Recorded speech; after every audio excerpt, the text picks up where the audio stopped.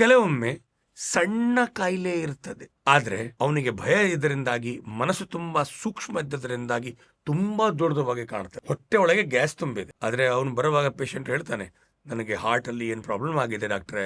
ಕಾಯಿಲೆ ಜ್ವರ ಇರಬಹುದು, ಆದ್ರೆ ಭಯ ಇದರಿಂದಾಗಿ, ಮನಸ್ಸದಲ್ಲಿ ಆತಂಕ ಇದರಿಂದಾಗಿ ಅವನಿಗೆ ಏನು ಭಾವನೆ ಬರುತ್ತೆ, ನನಗೆ ಕ್ಯಾನ್ಸರ್ ಆಗಬಹುದು. ಅಂತ ಪರಿಸ್ಥಿತಿಯಲ್ಲಿ ನೀವು ಎಲ್ಲರೂ ಅವನಿಗೆ ಒಂದು ಸಣ್ಣ ಕಾಯಿಲೆ, ಗ್ಯಾಸು, ಹಾರ್ಟ್ ಸಂಬಂಧಪಟ್ಟದ ಔಷಧಿ ಕೊಟ್ಬಿಟ್ರೆ ಅವನಿಗೆ ಸಮಸ್ಯೆ ಇದೆ ಸಣ್ಣದು, ಆದ್ರೆ ಅವನ ಪ್ರಕಾರ ಕ್ಯಾನ್ಸರ್ ಇರಬಹುದು. ಆದ್ರೆ ನಿಮ್ಮ ರಿಪೋರ್ಟ್ಸ್ ಅಲ್ಲಿ ಅವನು ತುಂಬಾ ದುಡ್ಡು ಖರ್ಚು ಮಾಡ್ತಾನೆ. ಅವನಿಗೆ ಎಲ್ಲ ಡಾಕ್ಟರ್ಸ್ ಹತ್ರ ಈ MRI, ಇಲ್ಲಿ ಬ್ಲಡ್ ಟೆಸ್ಟ್, ಇನ್ವೆಸ್ಟಿಗೇಷನ್ಸ್ ಮಾಡ್ತಾ ಎಲ್ಲ ಹಾಳು ಮಾಡಿಕೊಂಡು ನಿಮ್ಮ ಹತ್ರ ಬರೋದು, ದುಡ್ಡು ಹಾಳು ಮಾಡಿಕೊಂಡು, ವಿಶೇಷವಾಗಿ ಮನಸ್ಸು ಹಾಳು ಮಾಡಿಕೊಂಡು.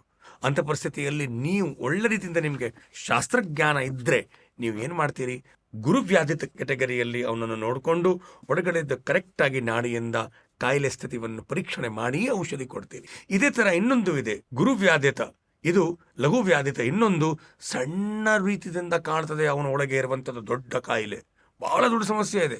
ಆದರೆ ಮನೋಬಲ ಜಾಸ್ತಿ ಇದ್ದದರಿಂದಾಗಿ, ಶರೀರ ಗಟ್ಟಿ ಇದ್ದದರಿಂದಾಗಿ ಅವನಿಗೆ ಆ ಕಾಯಿಲೆ ಗೊತ್ತೇ ಆಗುದಿಲ್ಲ.